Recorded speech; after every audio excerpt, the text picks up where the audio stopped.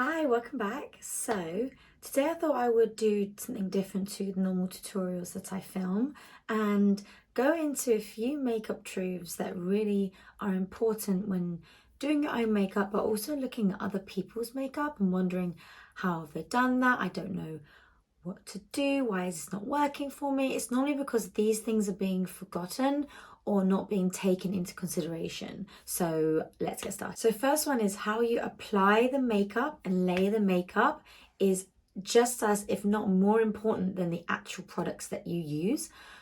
Basically, you could make a really good foundation look bad if you apply it badly. Also as well, the majority of the time when you see a gorgeous looking skin, it's more than one product that's doing the work. It's normally the combination of the foundation being applied very lightly and buffed into the skin, and then concealer being applied exactly where it's needed, patted into the skin versus being rubbed in.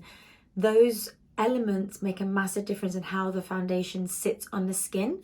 Perfect way of describing it is if you had a canvas and you wanted a light wash of color like a watercolor, you would not go in with a lot of product on your brush, and you'd not go in with a thick consistency like an acrylic paint. You'd go in with an actual watercolor paint, which is naturally a lot sheerer, and you would mix the water in to make it a little bit more wishy-washy. And if you wanted more control over that pigment, you'd use less water to build that up, and you'd apply it, and maybe you'd pat it in those areas to create more density. It's exactly the same with your makeup.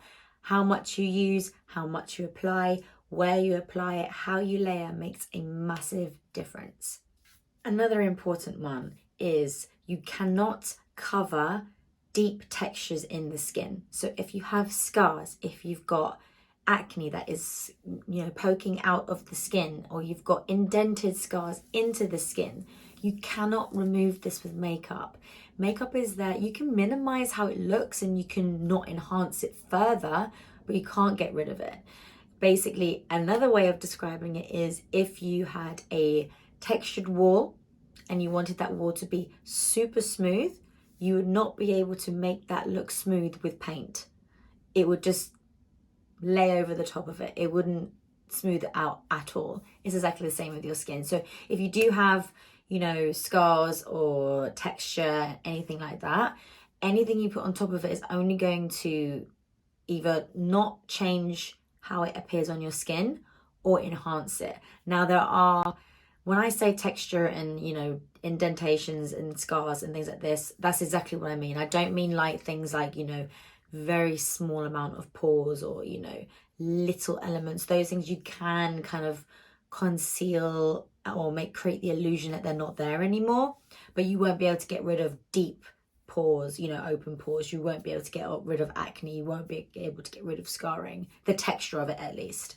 Another one, stop putting all of your pressure and your effort and all of the work on your foundation. Do not expect your foundation to do everything. I've talked about this quite a bit on my page previously on my Instagram. So those that have followed me for a while will know this, that I'm very much an approach of your foundation is there to literally be exactly that. The foundation for the rest of your makeup. It's there to just even out the tone. When people go, oh, is it a good foundation? Does it have a really good coverage? That is essentially all it is. It's just coverage. It doesn't make it a better foundation because it has better coverage. If anything, you're better off leaving the concealing and the coverage part to your concealer, because that is essentially what it's supposed to do. It's supposed to conceal. So when you're using a full coverage foundation, you're essentially just using a concealer all over your face. And that's why things sometimes end up being a little bit cakier, a little bit heavier. Also as well, say if you've only got one or two spots here that only need the coverage in that area, but your forehead or the rest of your face is, fine, it doesn't need a full coverage, you're essentially with a full coverage foundation putting what only needs full coverage here everywhere. So it's essentially like, and I love my analogy, so I'm going to pretty much try and make as many as I can through this video, but so if you had a scuff on your car, you would just fix the scuffed part of the car. You wouldn't repaint or resurface the whole car, right? It's essentially exactly the same thing with your skin. So contouring is not as hard as it seems. Contouring and highlighting is essentially shade and light. So the best way to approach contour and highlighting, and I always get the questions, I don't know where to place my contour, I don't know how to do it. And then there's the standard thing of, just doing the shape of a 3 here, which yes, it does work. But if you're trying to correct and balance out a face shape, that cookie cutter approach is not going to create the effect that you're probably wanting or going after, or it's probably the reason why you're struggling with how it looks when you do that.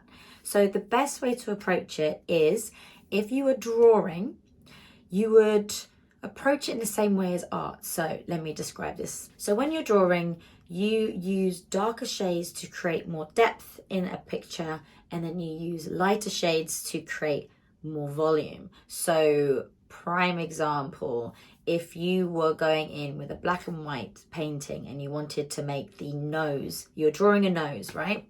And you wanted the nose to look smaller, you'd put those darker lines in a lot closer together.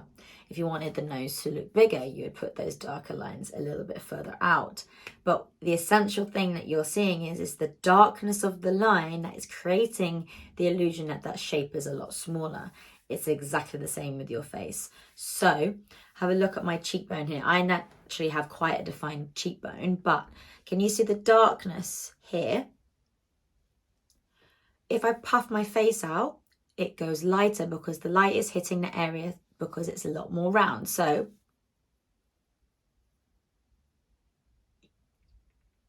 versus that. When I suck in, can you see the line? The area gets darker. That is essentially creating that shadow. That is all contouring and highlighting is. It's just shade and light. So if I wanted this area to look more sunken in and more sculpted, you look at your face and you go, okay, so I want my cheekbones to be more prominent, so I want to create the illusion that there's a shadow there, so that's where you'd put your depth. Now, if you wanted your cheekbones to look like they are higher, you'd want to put that shade a little bit higher up to create the illusion that the dip starts higher up. Not too high, but you can just trick and play with that shading to create that illusion that it's higher. Also as well, if you are looking at your face straight on, okay, so I have a bigger forehead. I want my forehead to look smaller in proportion to the rest of my face. The rest of my face is fine and sculpted, but my forehead is wider. I want to only put the definition and the shading just in these areas here. You don't want to put the shading all the way around, because essentially what you're doing is you're making the same shape that you already have that you want to correct, but just a smaller version of it, rather than balancing out the shape in your face. So for example, for my face shape, I have a heart oval shape. So the heart is where it's wider at the top of my face, and my chin is very sharp and defined in this area here. So I have a very small chin, a very pointed one. So where I've contoured is just on the top here to make the illusion that this is smaller, to balance out the smallness of my jaw. But I've not put anything along my jawline. I've only got it just in this area here, because these are the widest parts of my face and I want to push them in to create the illusion of that more oval shape. I do have an oval heart, so my heart isn't as wide as a traditional heart shape, which is why it's heart oval, but still I want to push this area just a little bit just to balance it out. If I put it on here, I'd essentially, again, create the same shape that I already had, just smaller. And then I would say the final one is when, say for example, you look at photos of yourself and you think, my makeup's just not popping, or like it's just looking a bit like washed out. The first thing is that people normally think of when that happens is, oh, I didn't put enough makeup on my face, or I didn't put enough coverage on my face. Majority of the time, what happens is in photos is that the contrasts get lost. So actually the best areas to focus more of your attention on are your brows and your lashes, and maybe your definition in your bronze. But the majority of the time it is the darkest areas of your face, or the areas which have the most weight on the definition of your face, which is always the brows and the lashes. If you think about when someone bleaches their brows, or if they have very, very light sparse brows, how much definition is lost in the face, because the brows are an anchor point for the definition and the shape of your face. Same with the lashes. When you don't have your lashes or your mascara on, how much definition do you lose in your eyes? It's because they are the areas that really create that sculpt and that definition. So focus more on your lashes. If you need to put some little quarter lashes in just to fill them out and make them look extra voluminous, it's going to make your eye makeup just go.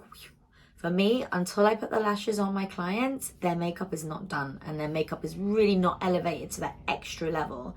Same with the brows. When the brows aren't sculpted or they aren't defined too properly, it doesn't mean go darker.